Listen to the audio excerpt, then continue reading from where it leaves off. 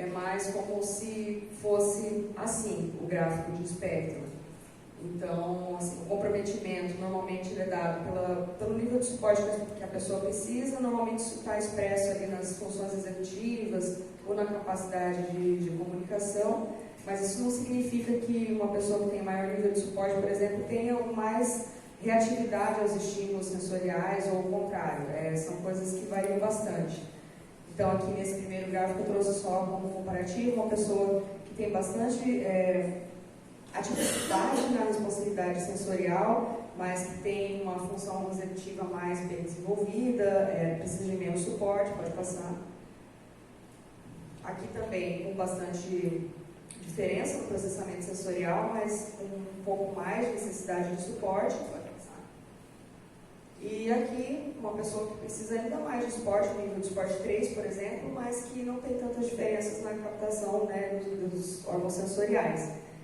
São 3 exemplos assim, hipotéticos, mas eu trouxe só para ilustrar como essa questão é muito variável, né? Aí eu acabei fazendo a pesquisa baseada em 3 guias de projetos que existem no Reino Unido e nos Estados Unidos. O principal deles sendo o Aspects, que é o mais conhecido, a pesquisa da Magda Mustafa, que é uma arquiteta canadense radicada no Cairo. E ela produz esse guia justamente sugerindo alguns itens que acabam se repetindo em outros materiais, né, que produziram ao redor do mundo e acabam citando coisas semelhantes. Por exemplo, a preocupação com a acústica, o controle dos estímulos auditivos, sequenciamento espacial, de uma maneira lógica, de uma maneira que faça sentido e que seja mais intuitivo mesmo a apropriação pelo usuário desse espaço, posicionar locais de escape, né, entre um lugar que tenha uma característica bastante estimulante e que talvez permitir que essa pessoa se retire por um breve período de tempo para autorregulação pode fazer com que ela permaneça mais tempo ali, dando mais acesso, né, para ela. Compartimentalização, demarcar bem quais são os usos e em que espaço eles devem ficar, espaços de transição entre locais menos e mais estimulantes, então para preparar o indivíduo, né, dar alguma previsibilidade do porvir, que associado ao zoneamento sensorial podem promover esses espaços mais acessíveis, mais amigáveis e confortáveis. O zoneamento sensorial seria posicionar usos que têm características semelhantes em termos de produção desses estímulos sensoriais, então um local ruidoso próximo de outro local ruidoso, áreas que têm muito estímulo visual próximas entre si, assim por diante. Claro que com devido isolamento entre uma e outra, para que uma atividade não atrapalhe a adjacente, né? Mas que seja previsível que aqueles locais vão ser mais estimulantes mesmo, então no setor da edificação específico, que é meio na contramão do que a gente está acostumado a ver, o zoneamento baseado na função, né? Pode passar. E aí eu só trouxe algumas, não vou apresentar o guia, né, mas eu queria passar algumas imagens. Ele está organizado pelos sentidos, eu uso só 7 deles, né? Tirando os mais conhecidos, o vestibular é para percepção. Para a audição, o controle dos estímulos, uma das principais reclamações, na verdade, né, da população autista é em relação ao ruído. Normalmente, a ocorrência de hipersensibilidade é bastante frequente, e então fazer com que esses ruídos tenham menos impacto no uso que é pretendido no local. Então, realmente, como a Luciana falou, o barulho das pessoas conversando pode ser um estressor, e isso é causado pelo próprio uso do espaço. Mas tem outros ruídos que podem ser evitados e que, em somatório, dificultam a presença da pessoa autista no local. Então, pode passar. Tem esses selos de ruído em equipamentos como o indicador, o aspirador de pó, que tem como você saber quão ruidoso ele é. Então, é uma ferramenta de seleção dos equipamentos que vão ser utilizados. Pode passar. Aqui, esses locais de escape, que são interessantes, inclusive, posicionar protetores auriculares ou fones, algum equipamento ali que faça mitigue, né, esse impacto e que a pessoa possa se retirar para um local mais confortável e seguro, mais nichado mesmo dentro do ambiente, mesmo que temporariamente. Pode passar. Aqui um exemplo de aplicação do zoneamento sensorial, né, em áreas mais e menos estimulantes e essa transição entre elas.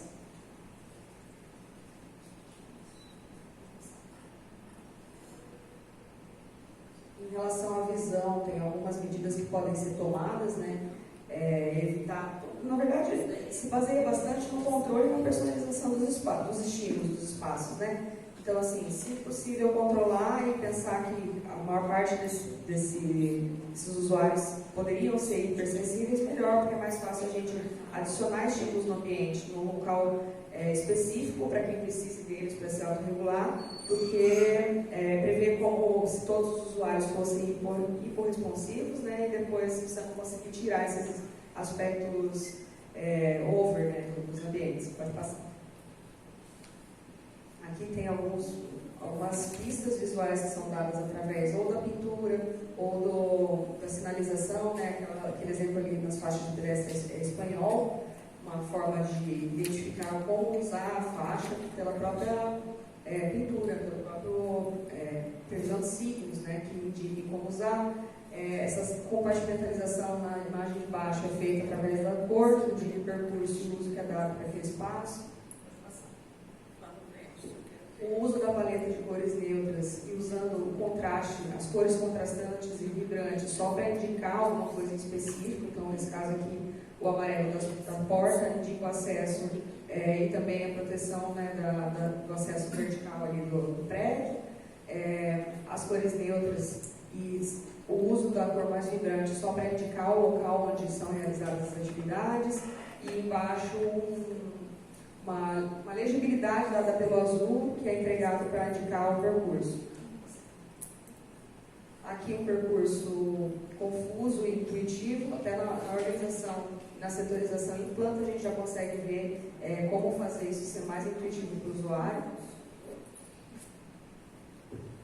O uso de iluminação e ventilação natural ele é bastante útil por várias razões, para todos nós, porque tem a questão do ciclo circadiano, o papel do sol que desempenha na nossa regulação das atividades mesmo fisiológicas, do sono, enfim, mas também por uma questão tátil, porque normalmente se ocorrem algumas dificuldades de modulação tátil, você vai ter uma pessoa que não sente tanto frio ou que tem dificuldade de permanecer no local que é feito condicionamento de ar artificial. Então, o uso tanto da iluminação quanto da ventilação natural é preferido, né?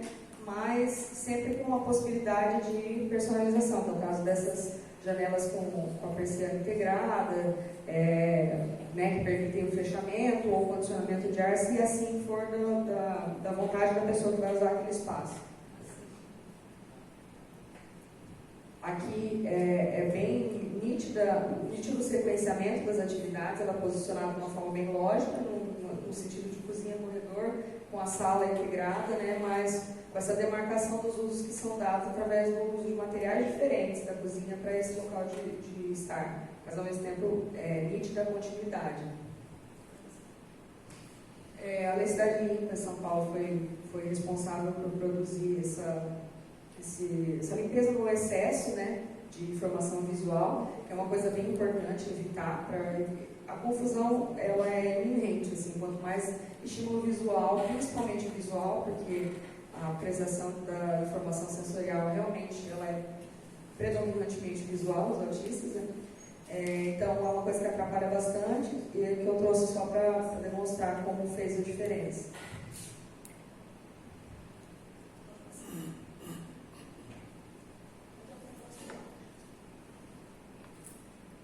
Aqui é mais um exemplo da ventilação natural, do efeito chaminé, como isso auxilia, né, na ventilação dos espaços. E o emprego de alguns materiais nas fachadas, não precisa ser só em fachadas, mas materiais que tenham um apelo tátil, que possam servir a autorregulação, que tenham texturas diferentes, que sejam convidativos ao toque. Claro que não em excesso, mas são coisas que podem ser disponibilizadas para enriquecimento desse ambiente. Aí aqui uma escola, se não me engano, que é as texturas daquela escadaria ali, né, que são, na verdade, para sentar, aqueles degraus mais altos. O carpê é uma textura possível de ser experimentada, as cores são possíveis de enriquecerem esse ambiente, mas elas não são mandatórias, então acaba que a pessoa tem acesso a isso, mas não é obrigada a interagir com esse espaço mais estimulante, digamos assim.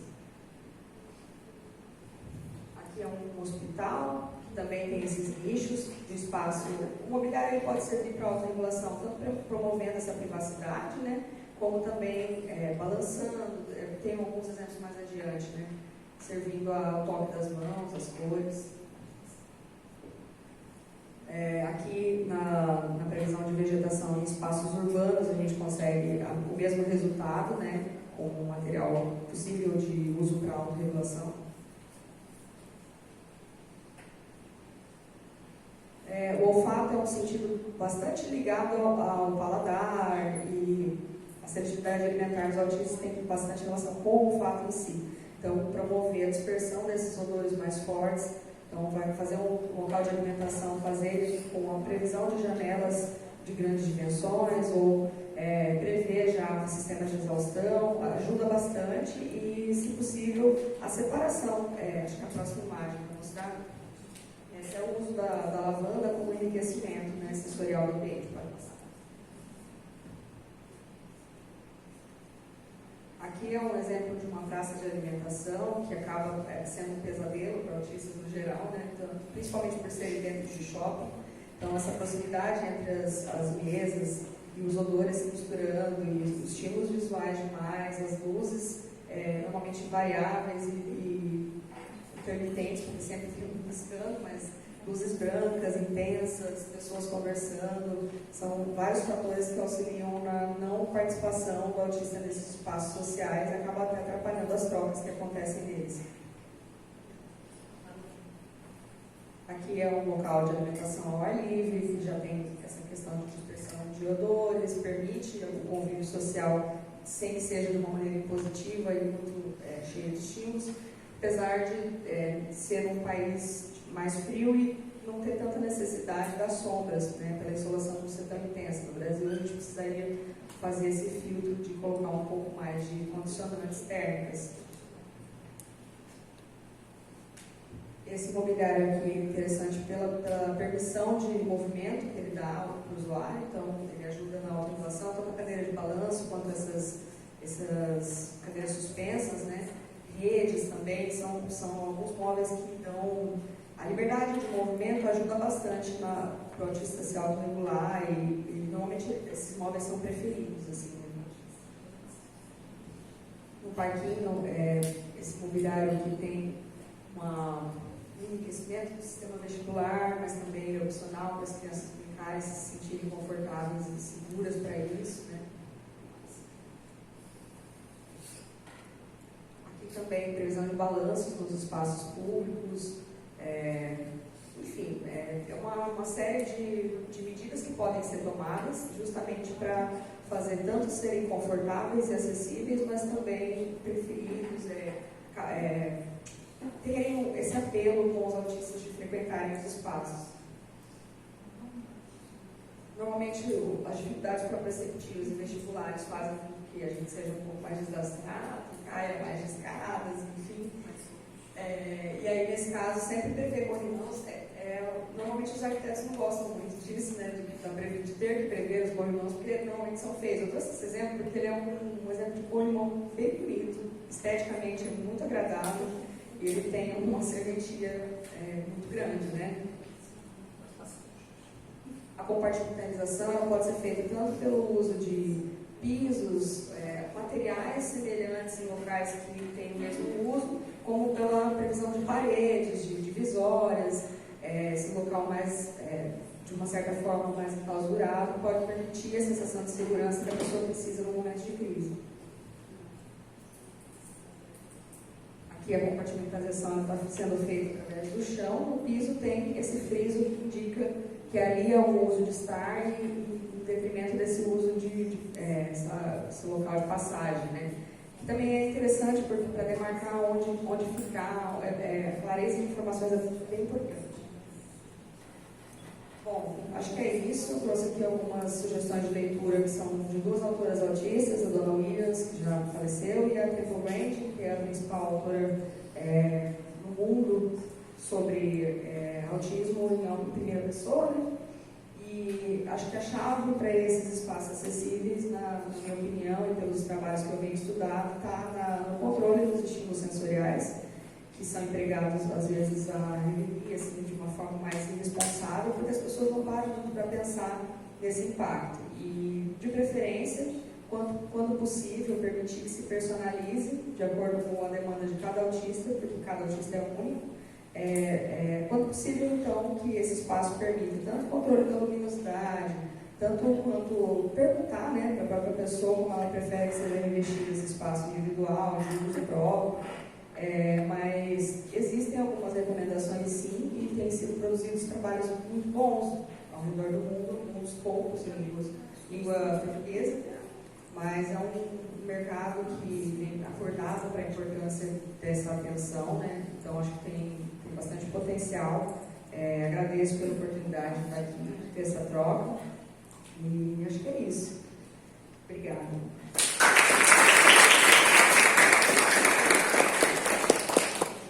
Agora, então, a gente abre para as perguntas. Se vocês tiverem perguntas, quiserem direcionar para um de nós ou para as duas, tá?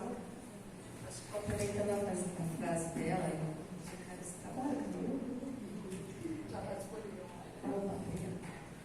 eu acho assim, quando a gente fala, né, de inclusão, quando a gente fala de acessibilidade, a gente não pede para um cadeirante subir uma escada, né? A gente coloca uma rampa. A gente promove local acessível para que ele possa se locomover e estar no lugar. E essa questão de acessibilidade na parte de arquitetura, hoje, não sei se vocês começarem a prestar atenção, a maioria dos prédios novos, eles evitam a escada. Por que eu vou construir uma escada e uma rampa? A pessoa que não precisa, que não é cadeirante, que vai andar, pode subir a rampa. Até melhor para o nosso joelho. Então, é esse olhar, né? O deficiente visual, né? Tem os marcadores no chão, para que ele não se perca no trajeto, e isso não interfere nos que têm a visão. A dificuldade com as pessoas autistas é que as percepções, elas não estão ao olho nu, né? A gente infere quais sejam. Então, pensar em ambientes, né, como ela colocou aqui, maravilhosos, não vai regular só a pessoa autista, vai regular qualquer um. Isso é inclusão. Não é projetar para um feixe de pessoas, mas para que todos possam estar em convivência no mesmo ambiente, independente da dificuldade ou não. Isso eu acho que é um olhar aí de futuro, espero que seja um futuro próximo. E esses trabalhos, eles vão inspirando novas pessoas, né, novos engenheiros, arquitetos, enfim, porque é uma dificuldade, né, de interação, de socialização, de percepção e de compreensão. Então, acho que quanto mais a gente colocar essa sementinha aí ao vento, mais próximo a gente está de mundo de inclusão de fato. Né? É isso. Quem quer fazer pergunta? A gente vem num movimento que eu acho assim, aqui é um ambiente acadêmico, né? Mas eu venho de um ambiente que cuida muito dos autistas enquanto eles são menores, criancinhas. Mas assim, com a sua experiência, minha dúvida é assim, por um momento você falou assim, que você conseguindo fazer a autorregulação, né, da parte sensorial, o autista consegue de repente focar mais. Como eu digo que a gente está num ambiente acadêmico, eu acho que uma grande dificuldade é como nós tivemos aqui. É um evento, para mim, super interessante, mas assim, ele é extenso, então um autista mesmo, ele tem dificuldade de pegar desde o início, o meio, enfim, algum momento ele vai se perder. Que tipo de Estratégia? não só a estratégia, porque eu acho assim, hoje o diagnóstico é feito já com crianças de 2 anos, mas e esse que está nessas vias acadêmicas, de entrar acadêmicas, tem o diagnóstico, que tipo de terapia ele pode fazer? Porque eu acho que o mundo hoje, ele cuida desses pequenos, mas nós aqui, que estamos na faixa de 18, 20, 21, ou que está como ela já formada, já com uma pós-graduação em mãos, assim, é um caminho mais, sabe, tortuoso. Não, tortuoso mesmo. Na verdade, assim, como a gente falou, desde 2014, então é uma coisa muito nova, né? Eu acho que no Brasil tem eu e mais 2 terapeutas ocupacionais que atendem autistas adultos, né? Infelizmente, espero que venham mais, assim como psiquiatras, como psicólogos. Então é uma experiência nova para todos nós, né? A gente ainda aprende muito com isso. Mas o autista adulto, né, o adolescente, se descobrir e fazer todo esse movimento que eles estão fazendo, né, seja rede social, seja nas faculdades, para esse processo de autorregulação, é esse conhecimento. É a gente colocar isso na mídia. A gente mostrar, então, assim, na faculdade de Direito, que a gente colocou lá a sala, teve uma aceitação enorme. Por quê? Porque os autistas podem agora ter um local para autorregulação. Então, essa sala é uma sala inovadora, né? A primeira que se pensa nesse projeto. Então, começar a ter esse olhar para esse público adulto. As crianças hoje, graças a Deus, né, elas estão mais amparadas porque elas estão sendo trabalhadas desde o início. Agora, esse público que vem dos 14 anos para cá, né, mais velhos, o que a gente faz é a base de terapia, desse autoconhecimento. Eles perguntam assim, mas você coloca o adulto dentro de uma sala de integração sensorial? Sinceramente, eu coloquei 2 até hoje. Eu faço muito atendimento online. Eu atendo adulto autista no Brasil inteiro. O que eu faço? Eu faço eles entenderem, perceberem essas questões sensoriais e procurar dentro do ambiente esse processo de autorregulação.